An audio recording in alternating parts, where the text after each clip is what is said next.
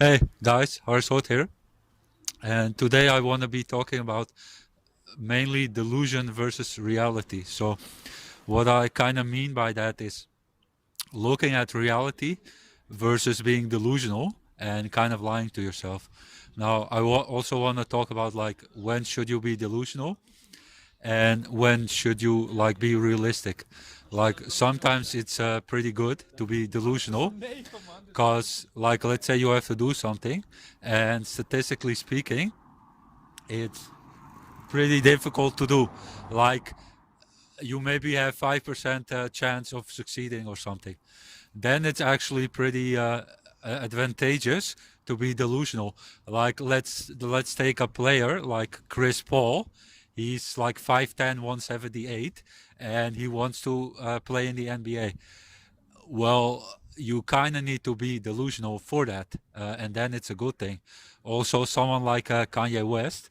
Now he didn't grow up in the projects in Chicago.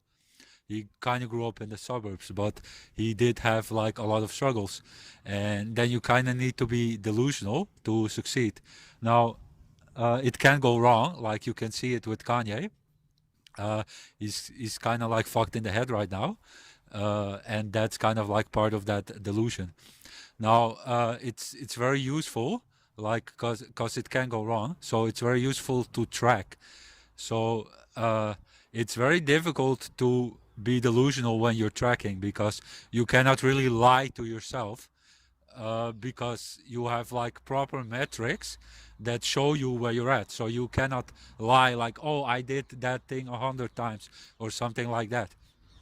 Because yeah, there are just like clear facts to show that that's not true what you're saying. So tracking is a very very important thing, no matter what you're doing, because you need the proper metrics for that. And then the thing that I was talking about, like when people lie to themselves, they usually call that rationalizations. So they want to do something and then like they deem it too difficult or something like that. And then they kind of rationalize that they really don't want to do that stuff. Uh, yeah, it's quite an adventure filming this video. That's why I'm laughing. They don't really want to like admit to themselves, yeah, I fucked up or something. And that stuff starts very very small. So I'll give an example because like I'm always applying these things in my life as well. So something like I went to the train station and I just saw like Amsterdam written or something on the train. So I'm like, oh yeah, that's my train, and I didn't even like really look where's the train going and shit. So I just sat there, and the train starts to ride. So I'm like, yeah, this is the fast train, and all of a sudden it's like instead of the train ride taking 40 minutes or something, it took like 90 minutes because I didn't really read where the fuck I was going. So it's always important to yeah read where the train is going, of course, and to like always pay attention, not doing things automatic and thinking like, oh yeah, it used to be like that and it will always be like that, because that's not true. Like things change all the fucking time. So yeah, like with coming back to delusion versus reality, it it's very very scary to be delusional.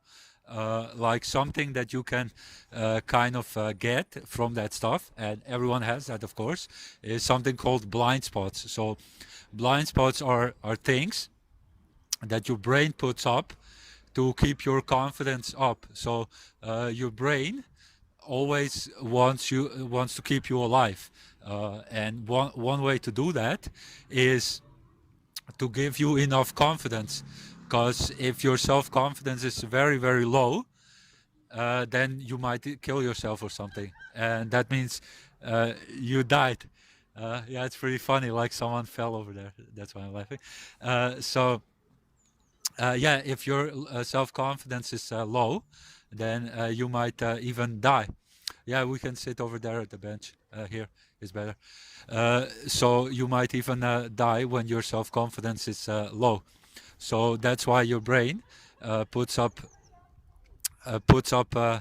kunnen we daar zo achtergrond achtergrond achtergrond. So your brain puts up blind spots to keep your self-confidence intact. Because if you would have to admit to yourself all the stuff that you like, your shortcomings and stuff like that, that can cause you to have very low self-confidence. So that's what I mean when I'm talking about blind spots. Now, I see that a lot with coaching. When I'm out with guys, they have all these blind spots up, and for me it's pretty easy to see because I'm kind of having like a third person perspective.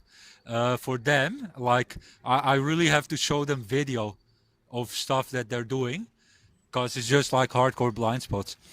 So it's if you want to be very good at something, it's really important to face reality and follow the proper metrics of all that stuff. Otherwise, yeah, you'll never become good at it, and you can even become jaded. Like you're like, fuck this shit, this is stupid, and you'll just make up stuff why you're not good at it. And yeah, then you just become one of these guys like, yeah, I could have become a pro athlete, but this guy fucked me over. Meanwhile, the truth is just like you didn't practice hard enough. Like most of the times it's just like that. So it's pretty important to follow metrics because that's just the best way to get good at it. And whatever you're trying to practice, for everything out there, there are metrics to follow. And if you just stick to that, you'll eventually become good at it. Hopefully this video helped you guys out. Thanks for watching. If you're interested in upgrading your life, I'm offering free 15-minute Skype calls to kind of see if we're a fit for each other. And if you're serious enough for coaching, because I don't accept everyone, I'm offering mostly remote infield coaching, which is I call you up through Skype or whatever, and I guide you to the pickup itself, and consultation call coaching, and that's like whatever you want to talk about, either self-development or pickup. Thanks for watching.